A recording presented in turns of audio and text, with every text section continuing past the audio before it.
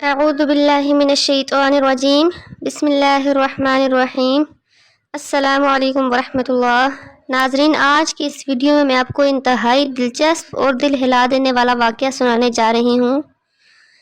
ناظرین، واقعہ کچھ اس طرح سے ہے کہ فروخ نامی ایک شخص تھا جو تابعین میں سے ہیں۔ ان کی بیوی حاملہ تھی۔ کہنے لگے کہ اللہ کے راستے میں جانے کی آواز لگ رہی ہے، چلا نہ جاؤں؟ بیوی کہنے لگی کہ میں تو حاملہ ہوں، میرا کیا بنے گا؟ کہا تو اور تیرا حمل اللہ کے حوالے، اور ان کو 30,000 درہم دے کر چلے گئے کہ یہ تو خرچہ رکھ اور میں اللہ کے راستے میں جا رہا ہوں۔ کتنی خزائیں اور بہاریں آئی اور کتنے دن اور صبح و شام میں بدلے، شام ڈھل کر صبح میں بدلی، پر فروخ نہ آیا۔ 2 3 4 5 10 20 25 23 29 30 سال گزر گئے۔ ایک عورت نے دیوار کے ساتھ جوانی گزار دی، فروخ لوٹ کے نہ آیا۔ 30 سال گزر گئے۔ ایک دن ایک بڑے میاں مدینے کی گلیوں میں داخل ہوئے، پراگندہ، شکستہ حال، بڑھاپے کے آثار، اور اپنے گھوڑے پر چلے آ رہے تھے۔ 30 برس میں تو ایک نسل بھی ختم ہو جاتی ہے۔ اب یہ پریشان ہیں کہ پتہ نہیں کوئی مجھے پہچانے گا یا نہیں، پتہ نہیں میری بیوی مر گئی ہے یا زندہ ہے، کیا ہوا اس کا، کیا بنا، گھر وہی ہے یا بدل گیا۔ انہی پریشانیوں میں غلطاں پیچا گھر کے دروازے پر جا پہنچے، پہچانا کہ وہی ہے گھر ان کا۔ اندر جو داخل ہوئے تو گھوڑے کی آواز، اپنی آواز، ہتھیاروں کی آواز، جب تینوں آوازیں گونجی تو بیٹا بیدار ہو گیا۔ دیکھا تو ایک بڑے میاں چاند کی چاندنی میں کھڑے ہوئے ہیں، تو ایک دم جھپٹے اور اس پر لپکے اور گریبان سے پکڑا کہ جان کے دشمن، تجھے شرم نہیں آئی کہ بڑھاپے میں مسلمان کے گھر میں بن اجازت داخل ہوا؟ ایک دم جھٹکا دیا، جھنجھوڑا، تو وہ ڈر سے گھبرا گئے۔ وہ سمجھ گئے کہ شاید میں غلط گھر میں آ گیا ہوں، میرا گھر بک گیا ہے، کوئی اور اس گھر میں آ گیا ہے۔ کہنے لگے بیٹا معاف کرنا، غلطی ہو گئی ہے، میں سمجھا میرا ہی گھر ہے۔ تو ان کو اور غصہ چڑھ آیا۔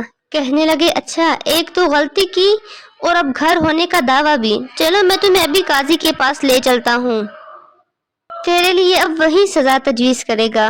اب وہ چڑھ رہے ہیں اور یہ دب رہے ہیں، ادھر بڑھاپا، ادھر جوانی، ادھر سفروں نے مار دیا، ہڈیاں کھوکھلی ہو گئی، اور پھر شک بھی ہے کہ پتہ نہیں یہ میرا گھر ہے بھی یا نہیں، یا کسی اور کا گھر ہے۔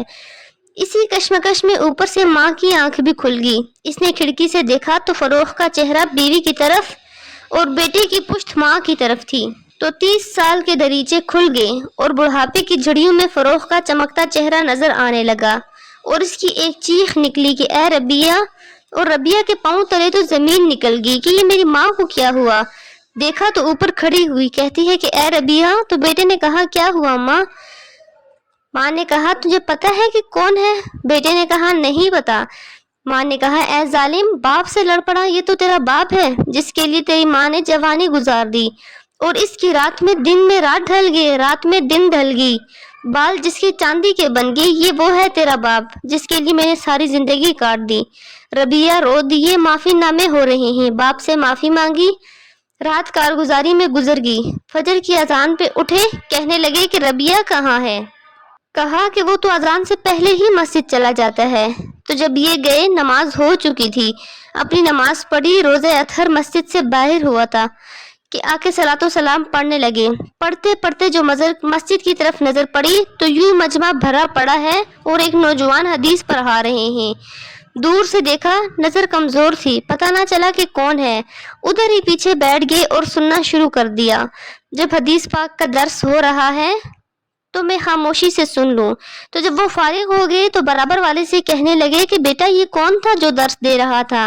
اس نے کہا آپ جانتے نہیں، آپ مدینے کے نہیں ہیں؟ تو انہوں نے کہا بیٹا میں مدینے کا ہی ہوں لیکن آیا بڑی دیر سے ہوں۔ اس شخص نے کہا یہ تو ربیہ ہیں، مالک کے استاذ، سفیان ثوری رحمہ اللہ کے استاذ، ابو حنیفہ کے استاد۔ وہ اپنے جوش میں تھا تو سنتے سنتے کہنے لگا بیٹا تو نے یہ نہیں بتایا کہ یہ بیٹا کس کا ہے؟ کہا اس کے باپ کا نام فروخ تھا، سبحان اللہ، جو اللہ کے راستے میں چلا گیا۔ ان مشقت کی وادیوں میں اسلام نے سفر کیا۔ تو اللہ رب العزت سے دعا ہے کہ اللہ میں ہمیں بھی آپ کو بھی پڑھنے سننے سے زیادہ عمل کرنے کی توفیق عطا فرمائے۔ ناظرین، اگر آج کی ویڈیو آپ کو پسند آئی تو ویڈیو کو لائک کیجیے گا اور ثواب کی نیت سے اس کو آگے ضرور شیئر کیجیے گا۔